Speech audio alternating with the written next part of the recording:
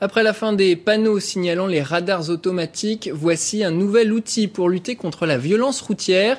Il s'agit du radar pédagogique. 2000 appareils devraient être installés d'ici la fin de l'année sur les routes de France. Et dans la course pour obtenir ce marché, il y a une entreprise de Saint-Sébastien-sur-Loire, près de Nantes. Elle vient de breveter un tout nouveau produit. Anne Caruel, Jean-Marc Lallier. Les automobilistes auront sans doute du mal à avoir le dernier mot avec lui. Il est dynamique, compact et surtout intelligent. Ce radar pédagogique a été conçu et fabriqué à Saint-Sébastien-sur-Loire. La mairie a donné son autorisation pour le tester une nouvelle fois devant notre caméra. Le message va s'adapter à un événement particulier de la journée, de la semaine, du mois, de l'année, mais également va s'adapter au comportement lui-même de l'usager.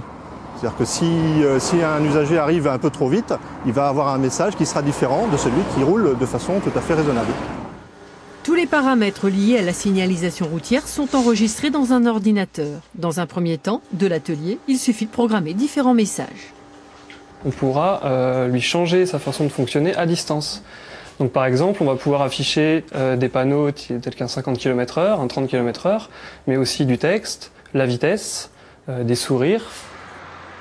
Ce radar pédagogique, protégé par un brevet français et européen, est aussi autonome. Il fonctionne avec des panneaux solaires et il enregistre des informations. Il permet également de générer des statistiques au travers des informations de vitesse qui sont prélevées et qui sont horodatées. Donc l'intérêt du produit, c'est également a posteriori de voir un petit peu ce qui se passe dans la voie et de ainsi voir quel est le trafic à n'importe quel moment de la journée, de la semaine, du mois, de l'année. Cette PME de 9 salariés dispose déjà de toute une gamme d'équipements. Elle espère faire bonne route avec son radar dernière génération.